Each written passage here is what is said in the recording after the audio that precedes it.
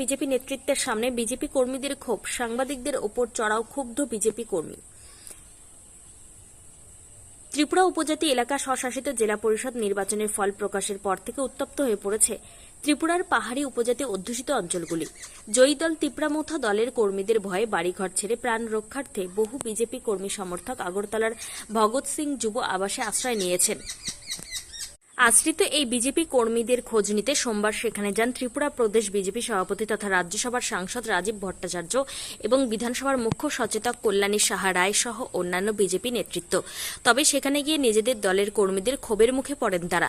পরিস্থিতি এমন পর্যায়ে পৌঁছায় যে একদল কর্মী সেখানে উপস্থিত সাংবাদিকদের ওপরও চড়াও হয়। শুক্রবার এডিসি নির্বাচনের ফলাফল ঘোষণার পর থেকে জিরানিয়া, মান্দাই সহ বিভিন্ন এলাকায় বিজেপি কর্মীদের বাড়িঘর ও দোকানে হামলা, ভাঙচুর ও অগ্নিসংযোগের ঘটনা ঘটেছে। প্রায় ৩০০-র বেশি বিজেপি কর্মী বাড়ি ছেড়ে আগরতলার ভগৎ সিং যুব আবাসে আশ্রয় নিতে বাধ্য হয়েছেন। তাদের অভিযোগ, জয়ের পর তিপ্রামথা দলের উগ্র সমর্থকেরা বিজেপি কর্মীদের ওপর নারকীয় হামলা চালিয়েছে, অথচ পুলিশ ও প্রশাসন এক্ষেত্রে নীরব দর্শকের ভূমিকা পালন করছে। সোমবার ত্রিপুরা প্রদেশ সভাপতি রাজীব ভট্টাচার্য ও ত্রিপুরা বিধানসভার মুখ্য সচেতক কল্যাণী সাহা রায় আশ্রিতদের সঙ্গে কথা বলতে আগরতলা ভগৎ সিং যুব আবাসে পৌঁছালে উত্তেজনার সৃষ্টি হয়। ঘরছাড়া বিজেপি কর্মীরা অভিযোগ করেন, বিপদের সময় দল ও সরকার তাদের পাশে দাঁড়াতে ব্যর্থ হয়েছে। নিরাপত্তা দিতে না পারার ব্যর্থতা নিয়ে নেতৃত্বের সামনেই তারা উচ্চবাচ্য শুরু করেন।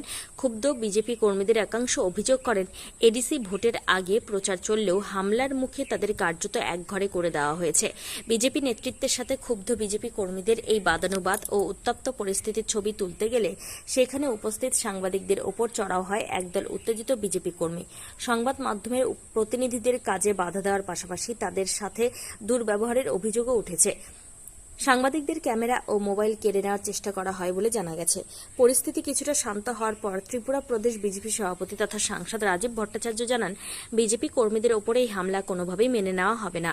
তিনি তিপ্রামথা দল আশ্রিত অপরাধীদের বিরুদ্ধে কঠোর ব্যবস্থা নেওয়ার জন্য সরকারের কাছে দাবি জানান। একই সাথে তিনি ক্ষতিগ্রস্ত বিজেপি কর্মীদের আশ্বস্ত করেন যে কথাবার্তা হয়েছে মাননীয় মুখ্যমন্ত্রীর সঙ্গে, কল্যাণীদি এবং আমাদের ভাইস প্রেসিডেন্ট সবার সঙ্গে কথাবার্তা হয়েছে, আলাপ আলোচনা হয়েছে। আমরা ইতিমধ্যেই মাননীয় মুখ্যমন্ত্রী পশ্চিমবাংলার প্রচারে আছেন। উনি হয়তো খুব সম্ভবত আজকে ফিরে আসছেন।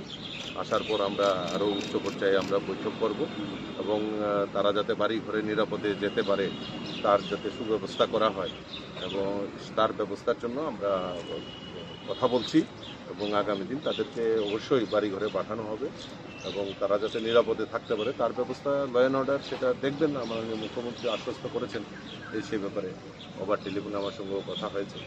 তো আমরা চাই তাড়াতাড়ি তারা বাড়িতে ফিরুক এবং তাদের যেভাবে তাদের, আমি একটা জিনিস অবাক হলাম যে আজকে থানসা আমরা বলছি, কিন্তু থানসাদের উপর আক্রমণ সংগঠিত করছে। এটা একটা কী ধরনের রাজনৈতিক পরিমণ্ডল তৈরি হয়েছে এবং সেটা আগামী দিন কোন জায়গায় গিয়ে দাঁড়াবে। তো তার থেকে আমাদের বিরত থাকতে হবে এবং সবাই যে আমরা যে এক ত্রিপুরা শ্রেষ্ঠ ত্রিপুরার কথা বলছি, সেখানে সবার মিলিতভাবে, সেখানে জাতি জনজাতি সকল অংশের মানুষের মেলবন্ধনের মাধ্যমে এই ত্রিপুরাকে সমৃদ্ধশালী করতে হবে। এই স্লোগানকে সামনে দিয়ে আমরা এগিয়ে নিতে চাই, এটাই আমাদের মূল্য।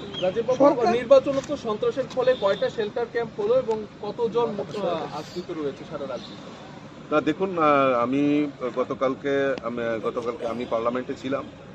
গতকালকে আমি ফিরে আমি আমাদের যারা টিম অলরেডি নির্বাচনের পরের থেকেই আমাদের প্রণজিৎ সিংহ রায়, টিঙ্কু রায়, মিনিস্টাররা নেতৃত্ব এবং পার্টির নেতৃত্ব তারাও ঘোরাঘুরি করেছেন বিভিন্ন জায়গায়।